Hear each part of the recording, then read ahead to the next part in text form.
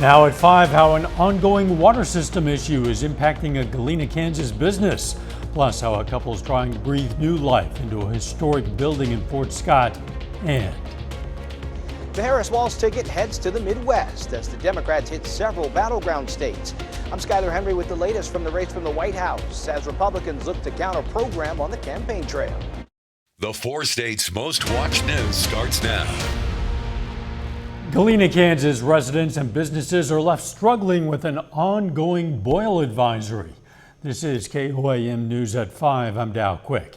The Kansas Department of Health and Environment issued the boil advisory, citing concerns about Galena's inability to maintain proper chlorine levels. Officials say that put the water system at risk for bacterial contamination.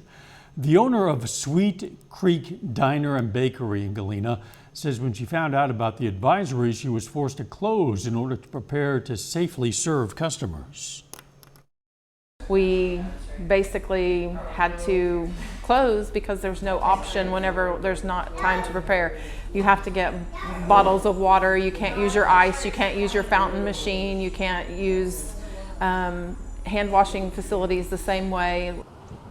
Galena city officials say they're waiting for the results of one final sample. She hopes the Kansas Department of Health and Environment will be able to lift the advisory sometime tomorrow. The weather a bit cooler. Let's check in with meteorologist Lindsay Gaffney. Temperatures started off low 60s this morning. When I stepped outside, it was definitely a nice change of pace. I actually got to wear a sweatshirt for the first time in months. Only got up to about 89. Average is about 91, so we're a little bit below average, and we're just going to continue to drop down over the next couple of days because we do have a secondary front moving through in the morning. But out there right now, 89 feels like 90, so it's right about there, and mostly sunny skies. Temperatures across the region, 83 out in Stockton, 90 in Pittsburgh, 93 Parsons, Independence, Sedan, 94 in Nowata and Veneta. So a little bit warmer out in the southwestern counties. But like I said, we do have another cool down coming in the morning with some rain chances. And we'll talk about that in just a bit. See you soon. A fire triggered an alarm and the evacuation of a Missouri Southern dormitory building this afternoon. Firefighters were called to the Quad E building and found smoke coming from a column attached to the structure. Missouri Southern tells us the contractor had cut into an electric line, which sparked the fire inside the column.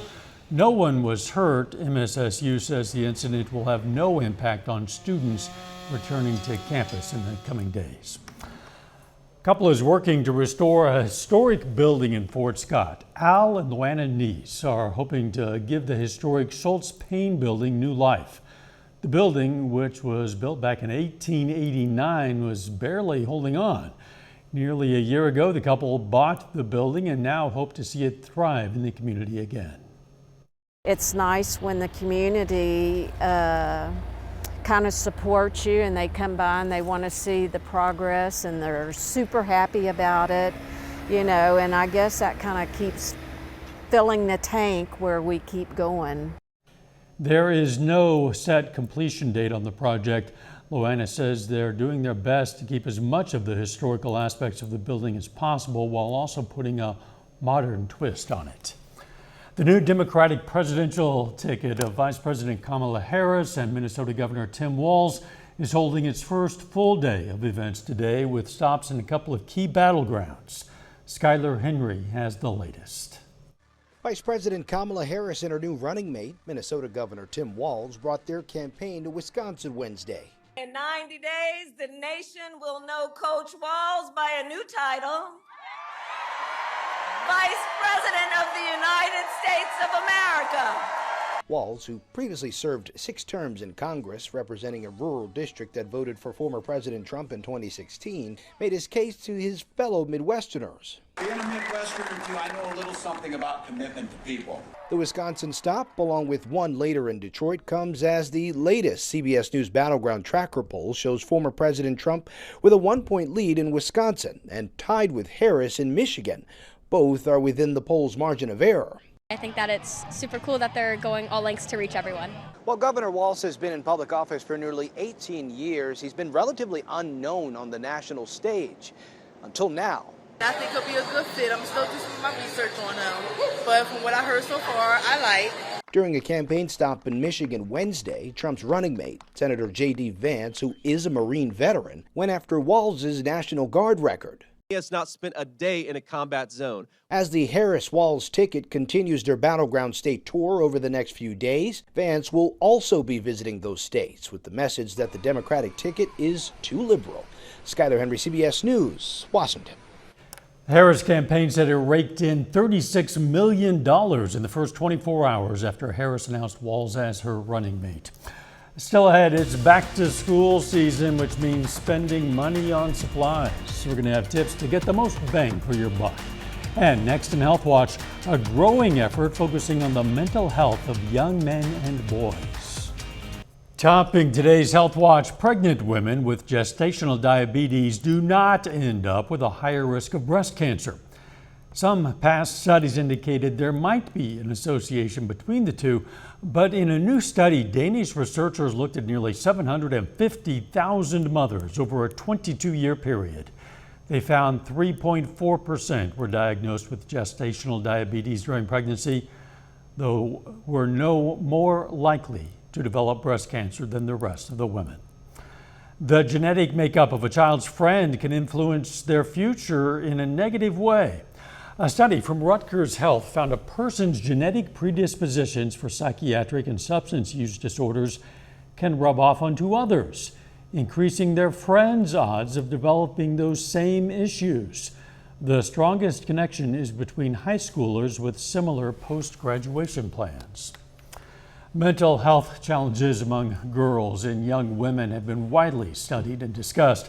But since the pandemic, experts say they've seen a growing focus on the emotional well-being of boys. Reporter Jared Hill introduces us to a motivational speaker traveling the world to teach young men how to discuss their feelings. Now I want to talk a little bit about trauma. It's one final lesson before these New Jersey middle school boys go on to the new stresses of high school. We have 60 to 80,000 thoughts per day. We got to control some of them. We got that? Javar Godfrey, a motivational speaker with a background in social work, travels the world helping young men talk about their mental health. Give me an example of when you're upset, how you calm down. I take deep breaths and just chill out. My name is Jalen, and one thing I need to calm down is get on the game and go to sleep. Jalen Holmes, like a lot of guys his age, says he understands talking about your feelings is important, but I feel like for me, I don't feel comfortable. I just want to deal with my own problems. So why this specific focus on young men, young boys, and their mental health? Well, mainly because I want the conversation to become normal, where they often don't get these times to just sit and discuss just their emotions and how they feel without being judged. We need to be talking more about how to help boys communicate. Dr. Shannon Bennett with New York Presbyterian Hospital says it's critical to realize the signs of struggle can be different for boys. Depression can also show up more as irritable or angry behavior or outbursts, whereas girls may show up as more sullen or sad. Back in the auditorium, Give it up, one more. the group is opening up. I'm so proud of you and the way you treated this assembly because I take this so serious. People's lives is on the line. Dr. Godfrey hopes they'll leave here with tools they can use for a lifetime. Jared Hill, CBS News, New Jersey. Experts say one important gender difference in mental health to consider is rates of completed suicide have increased more in boys and men than in girls. They say guys are more likely to use lethal means. Doctors advise to adults be open early and often in talking about emotional well-being, not just when there's immediate concern. A smartphone photo could help detect early signs of pediatric eye diseases. Researchers in China developed an artificial intelligence model that examined photos of nearly 500 children. The AI demonstrated the ability to detect several disorders, including myopia, giving hope that parents will be able to help improve early screening of their children. And that is a look at today's health news. A little bit later, our Pet Vet on Call. Hi, I'm Dr. Eva Dudek from Parsons Pet Hospital. Coming up, we're going to talk about insect repellents for your dogs. And finally, we get that cooler air moving in for the weekend. We'll talk more about it in just a bit.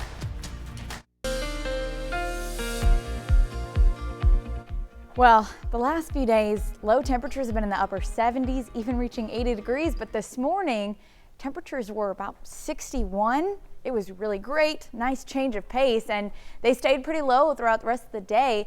Taking a look outside Indigo Sky Casino and Resort, it's a sunny day and a little bit cooler as well than the last couple of days.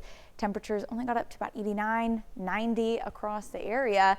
Now, a few clouds, but overall, we're going to stay dry until tomorrow morning. We've got another cold front moving through, dropping those temperatures even further. But we can already see yesterday started off about 98, 99. Then after that cold front came through in the afternoon, temperatures dropped down to low 60s for most of us, and then only getting up to upper 80s, low 90s across the region. Tomorrow, going to be about the same, upper 80s, low 90s. Minor risk, not much going on. But then we move into Friday, even cooler. Little to no risk in those northern counties. Going to be a lot cooler up there. And then even further on Saturday, all of us have that little to no heat risk. So we're seeing temperatures continue to drop through the weekend, and it's going to be a nice change of pace. We have also more rain chances moving in. So starting tomorrow, we've got that boundary moving through, dropping those temperatures even further than what they already are cooling down to. So about 5:30 in the morning, 6 a.m., Yates Center and some of those far western counties are going to get some isolated thunderstorms, scattered showers across the area. But you can see a few areas where there may be some stronger rain downpours, but not a lot of accumulation across the region. As it moves across the border, Joplin, Webb City area, Carthage, mostly just going to be some light showers isolated moving past the southwest Missouri. And we have a few more isolated showers later on in the afternoon, just strictly for those northern counties, possibly reaching down to Yates Center, Fort Scott, Nevada. But again, not a lot of accumulation. We got more rain chances moving in for the weekend starting Saturday as early as noon, but likely a little closer to 1:30, 2 p.m. A few heavier showers start to push into the southwestern counties, then making their way all the way through. And we're going to see a good bit of rainfall starting Saturday all the way through middle of the week. But the rain accumulation for just the Thursday showers, mostly isolated to those, like I said, far northwestern counties, Yates Center, Iola, Garnett, even Fredonia, about 0.2 of an inch, 0.3 of an inch, but the rest of us only getting a light mist, some showers, some drizzle, all the way down in Joplin, Carthage. Then southern counties really not seeing a lot. But don't worry, there's more rain chances this weekend, starting, like I said, Saturday, heavy rain on Sunday, and then those scattered shower chances continue all the way through Thursday, with Wednesday and Thursday being possibly more isolated thunderstorms and scattered thunderstorms. But also look at those temperatures to the mid to lower 80s through the weekend. Start to warm up by early next week, but still not so bad until next weekend. So we do have a nice chunk of cooler days. Yeah, we'll enjoy those cooler days while they're here. Yes, I will. Thanks, Lindsay. Coming up, a new report shows Americans' credit card debt is reaching new heights. Topping today's Consumer Watch might seem hard to believe, but it's already time to start back to school shopping. Prices are higher than ever, but reporter Carolyn Vandergriff has ways to get everything on your list and still save some money.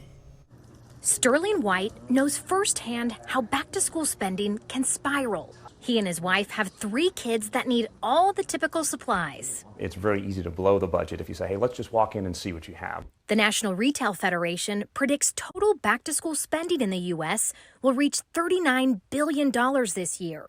That's an average of $875 per household, up from $697 just 5 years ago.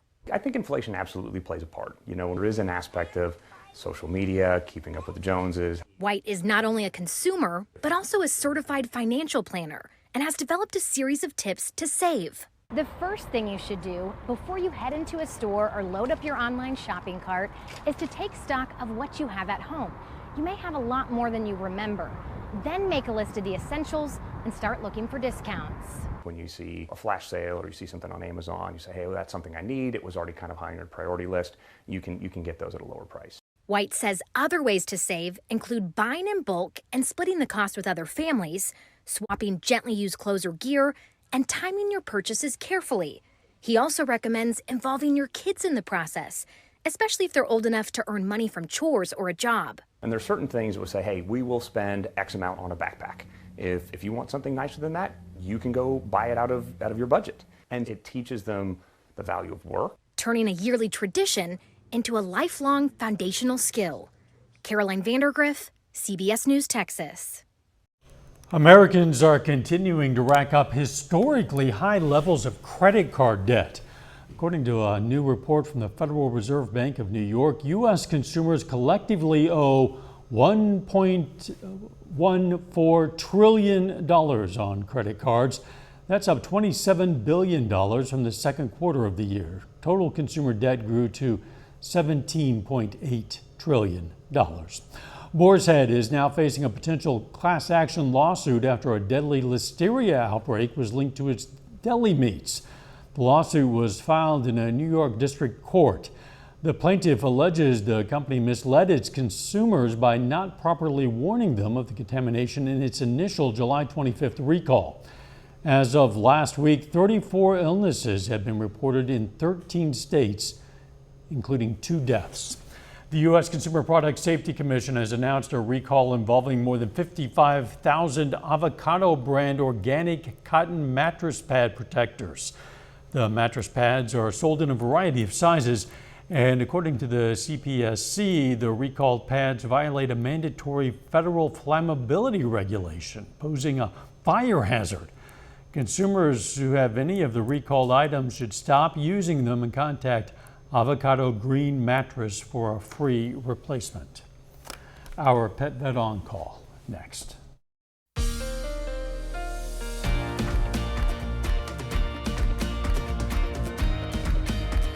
Up next on the CBS Evening News, how new federal protections could bring relief to workers battling the intense heat. Then on KOAM News at 6, we're going to have more on the issues stemming from the ongoing water problem in Galena, Kansas. Plus, the city of Fairland, Oklahoma celebrates the opening of a brand new Boys and Girls Club, and the Pitt State Gorillas hit the field for their first practice of the new season. Stay with us for the CBS Evening News and then KOAM News at 6. As we get outside to enjoy the somewhat cooler weather in the days ahead, some of us are likely to take our pets. And that brings us to today's Pet Vet question. Are any insect repellents safe for dogs? Actually, almost everything you use on yourself can be used on your dog. In fact, they even sell insect repellent gels for dogs' ears, which are very commonly literally eaten off by biting insects and flies in the summertime. So if you're thinking you're going to be in a function where there's going to be ticks and mosquitoes and you want your dogs to enjoy the function, definitely spray them down, and when the function's over, just give them a good bath. We invite questions from anyone. If you have a question, you just send it to petvet@koamtv.com. Dr. Eva Dudek from the Parsons Pet Hospital answers a different question or brings us a fun fact every Wednesday right here on KOAM News at 5. You can also find answers to previous questions on our website. All right, let's check out our picks of the litter for the week. From the Joplin Humane Society, we have Carl. The shelter says he's a 1 to 2 year old Labrador Retriever with a high energy level. And from the Southeast Kansas Humane Society, we have this 5-year-old female Alaskan Malamute mix. Her name is Wolfie because they say she's also 23% gray wolf. If you're looking for a pet, why not check out your local Humane Society? There's some nice days to get outside with the pets. Yes, oh definitely. This morning was a great day to go out walking. Temperatures dropped to the lower 60s. We also have another cold front moving through early Thursday morning, bringing some rain, mostly to those northern counties, and a drop in temperatures all through the weekend to the mid to lower 80s, and then more rain chances for the rest of the week. I like that. Lower temps and the chance of rain, we'll take it. Thanks for joining us. CBS Evening News is next, and of course, we're going to be right back here for KOAM News at 6. We'll see you then. Let's make it a great evening.